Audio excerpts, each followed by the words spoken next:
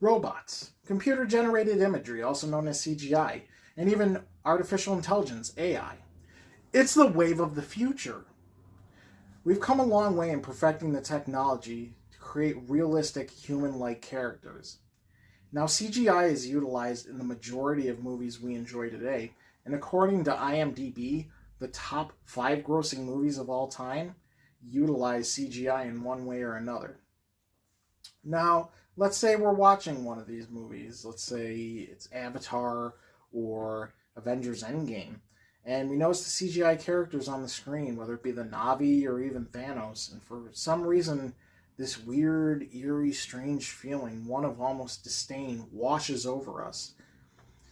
Now, I myself noticed this phenomenon about 10 years ago and wondered why CGI characters that weren't even real were eliciting such a negative response from me. And the answer is the concept known as the Uncanny Valley. And today I'm going to give you a brief overview as well as some examples.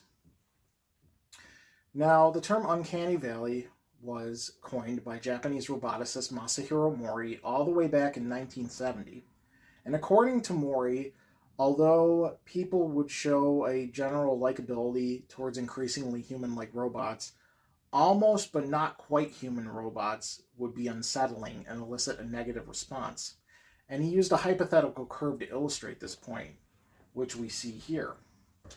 Now, on the x-axis of this graph, we have the affinity or spontaneous likability or sympathy we show towards something.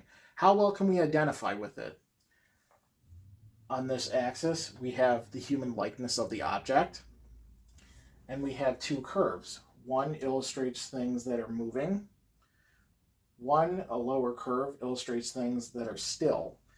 We generally show more affinity or likability towards something that's living or moving versus one that's just plain still and not moving. Now, on the moving curve at the bottom here, we have an industrial robot. It doesn't look very much like a human, therefore we show very little affinity towards it. We can't really identify it. As we move up the curve, we have something like a humanoid robot. They look more human. We can identify with it a little more. Therefore, we give it a little more affinity. All the way at the top of the curve, we have a healthy person. We can identify perfectly with a healthy person because we ourselves are healthy people. Therefore, we can show it the maximum amount of affinity. But there's this area known as the Uncanny Valley where the affinity levels take a sharp drop. And on the moving scale, we have a zombie. They were once human, they kind of look like a human, but there's something not right about them. Therefore, it elicits a negative response, and we show little to no affinity for it. And on the non-moving curve, we have something like a corpse. They're a human, but they're not living. We can't identify very much with the non-living, therefore we don't show affinity for it. Now, why does this happen? Why does the effect of the Uncanny Valley happen to us? And the answer, according to the American Psychological Association, it's because of a prediction error. Now, this is a discrepancy for what we expect versus what actually happens. Now, if we're watching a movie with CGI characters that are human, we expect a fully realized, perfect-looking human being, and at the first sign of an imperfection, then the Uncanny Valley effect takes over and we start to have negative emotions towards it. Now, in the media, Star Wars franchise is probably the most famous example of this. We have many characters across the whole franchise, but we have characters like R2-D2, who is a robot, not very human-like. We show some affinity towards it, but we can't identify very much with it. Same thing with C-3PO. We show a little more affinity because it's a humanoid robot. But I think the worst offender in the Star Wars franchise that falls squarely into the Uncanny Valley is in the 2016 film Rogue One, A Star Wars Story. Now, many of the characters in that movie are human, so we can identify, with a healthy person, and we can show it the maximum amount of affinity.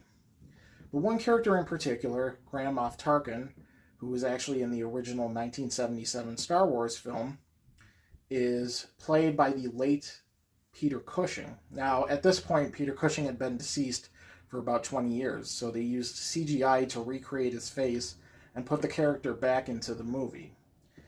Now, because of this, we have a very waxy, odd-looking Grand Moff Tarkin.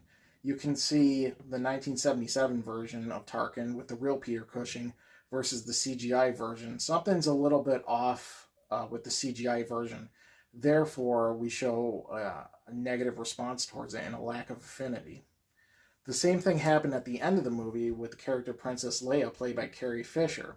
They decided to use CGI to put the young Princess Leia back in the movie. It was only for a few seconds, but the effect was still the same. You could see the comparison between the 1977 original Princess Leia and the 2016 CGI version.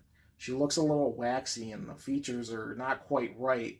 Therefore, we don't show affinity for it. Now, it can be said across generations that the Uncanny Valley effect can affect different generations differently.